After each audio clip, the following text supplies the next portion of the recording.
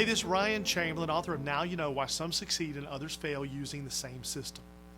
Real excited because we're entering into the momentum laws. This is law number 6, the part 3 of the book Now You Know. This is one of my favorite laws of all because it's the law of the 80-20 rule.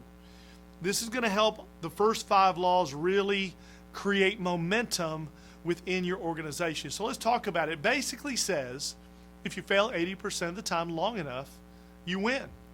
Whatever level it is you're trying to hit, if you begin to look at the process differently than you're looking at it today, if you begin to look at failure as what you have to go after rather than what you're dealing with, you will succeed at a different rate. So let's talk about this.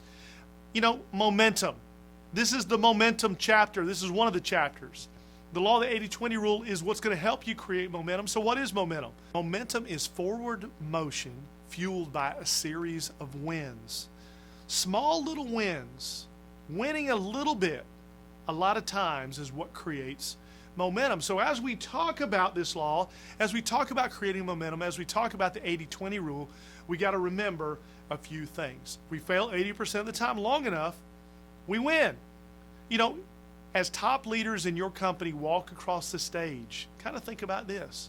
If they were all standing on the stage and everyone else was in the audience, that stage would be full of the biggest group of failures in your business. I don't mean that in a negative sense. I mean they failed more than everybody put together. That's why they're on stage, and you have to adopt this philosophy. Let me ask you this. What do we really get paid for? Let me give you a breakdown. People often ask questions about this kind of stuff, and I always ask this question, what do we get paid for? Do you get paid for the yeses or the nos?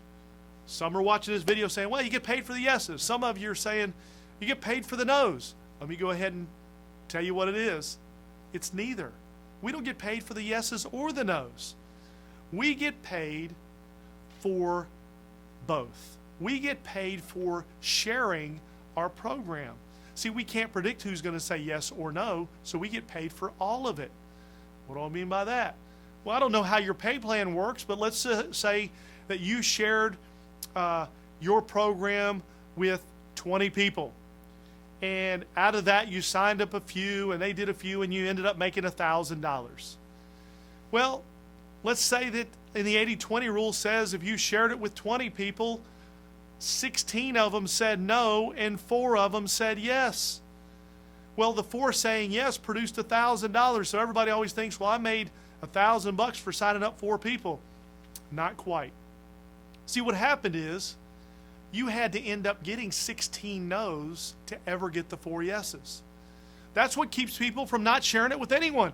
All that negativity, they end up getting 4 or 5 no's in a row, so they quit, and they never end up getting 16 no's, where if they went after the 16 no's, they'd have to end up with 4 yeses. Here's what else is interesting. We don't get paid for the yeses or the no's, so if we made $1,000, if we divided that into 20 presentations, we actually made, think about this one, this is going to mess with you a little bit. We made $800 for the no's and only $200 for the yeses. We actually get paid more to hear the word no than we do yes, because we can't predict any pattern in which things are going to happen.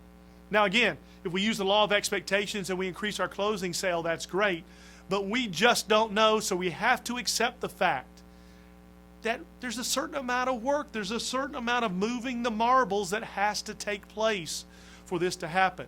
Check out my video on moving the marbles in the Now You Know University. You'll see what I mean. But we've got to share this with a certain number of people. We get paid more to hear the word no than we do yes. So let me remind you, if we fail 80% of the time long enough, we're getting rich.